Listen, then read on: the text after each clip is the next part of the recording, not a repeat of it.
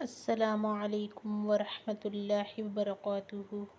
اگر آپ نے حضرت عمر فاروق رضی اللہ تعالی عنہ کی زندگی کا پہلا حصہ نہیں دیکھا، جس میں ان کا اسلام سے پہلے کا دور، مسلمانوں پر ظلم اور ان کے ایمان لانے کا عظیم واقعہ بیان کیا گیا ہے، تو ہماری گزارش ہے کہ پہلے وہ حصہ ضرور دیکھیں۔ پہلا حصہ دیکھے بغیر دوسرا حصہ مکمل سمجھ نہیں آئے گا۔ تو چلیے اب شروع کرتے ہیں۔ حضرت عمر فاروق رضی اللہ تعالیٰ عنہ کی زندگی کا دوسرا باب، خلافت عدل کا روشن دور۔ وہ جو کل تک اسلام کے دشمن تھے، آج دین کے محافظ بن چکے ہیں۔ وہی عمر جو کبھی مسلمانوں کو مارتے تھے، آج انہی کی جان و مال اور عزت کے رکھوالے ہیں۔ یہ ہے حضرت عمر فاروق رضی اللہ تعالیٰ عنہ کی زندگی کا دوسرا حصہ، جہاں ان کا مقام خلیفۃ المسلمین تک پہنچتا ہے۔ نبی کریم صلی اللہ علیہ وآلہ وسلم کے قریب ترین صحابہ میں شامل ہو گئے، ہر غزوہ میں شریک ہوئے، غزوہ بدر، احد، خندق، تبوک وغیرہ۔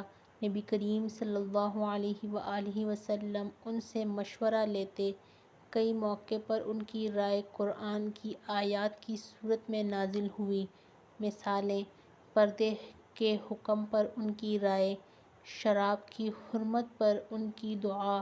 حضرت ابوبکر صدیق رضی اللہ تعالیٰ عنہ کی وفات کے بعد سنہ 1 ہجری میں حضرت عمر فاروق رضی اللہ تعالیٰ عنہ کو خلیفہ منتخب کیا گیا۔ کچھ لوگ ہچکچا رہے تھے، مگر حضرت ابوبکر صدیق رضی اللہ تعالیٰ عنہ کی وصیت اور صحابہ کے مشورے سے انہیں خلافت سونپی گئی۔ خطبہ خلافت: اے لوگو، اگر میں سیدھا رہوں تو میری مدد کرو، اور اگر میں غلطی کروں تو مجھے سیدھا کر دو۔ عدل و انصاف کی مثالیں: کوئی شخص بھی قانون سے بالاتر نہ تھا۔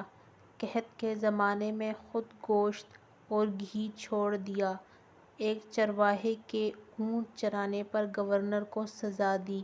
بیٹے عبداللہ بن عمر کو بیت المال سے کم دیے تاکہ لوگوں کو مثال بنائے۔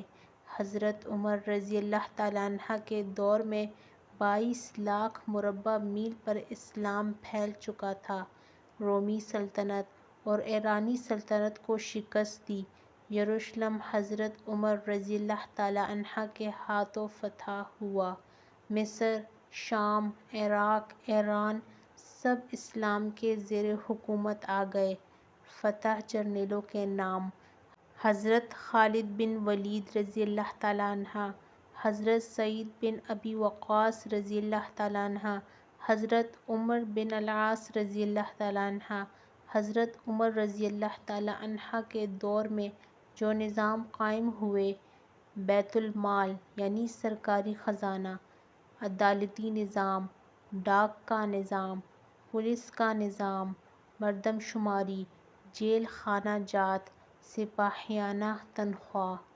حضرت عمر قرآن اور سنت کے زبردست عالم تھے، بہت زیادہ عبادت گزار تھے، تہجد باقاعدگی سے پڑھتے تھے، دعا کرتے، اے اللہ میرے اعمال کا حساب میری قوم سے نہ لینا۔ 26 ذو الحجہ 23 ہجری حضرت عمر رضی اللہ تعالیٰ عنہ فجر کی نماز پڑھا رہے تھے، جب ایک مجوسی غلام ابو لؤلؤ فیروز نے چھری سے وار کیا۔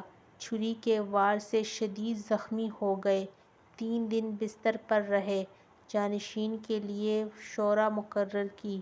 عثمان، علی، زبیر، طلحہ، عبد الرحمن بن عوف، سعید بن ابی وقاص۔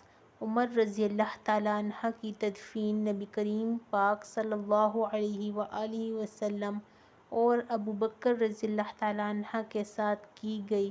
انتقال سے پہلے بیٹے سے کہا، ماں کی دعا سے تو مسلمان ہوا، خلیفہ بن گیا، مگر قبر میں کامیاب ہونا سب سے بڑا اعزاز ہے۔ حضرت علی رضی اللہ تعالیٰ عنہ فرماتے ہیں، حضرت عمر رضی اللہ تعالیٰ عنہ کے بعد ایسا شخص پیدا نہ ہوگا جو ان جیسا عدل کرے۔ حضرت عمر فاروق رضی اللہ تعالیٰ عنہ وہ ہستی تھے جنہوں نے دنیا کو بتایا کہ طاقت صرف جسمانی نہیں، کردار کی بھی ہوتی ہے۔ وہ شخص جو کبھی ظلم کرتا تھا وہی آج عدل کا معیار بن چکا ہے۔ ان کی زندگی ایک مکمل نمونہ ہے بہادری، تقویٰ، علم، عدل اور قیادت کا۔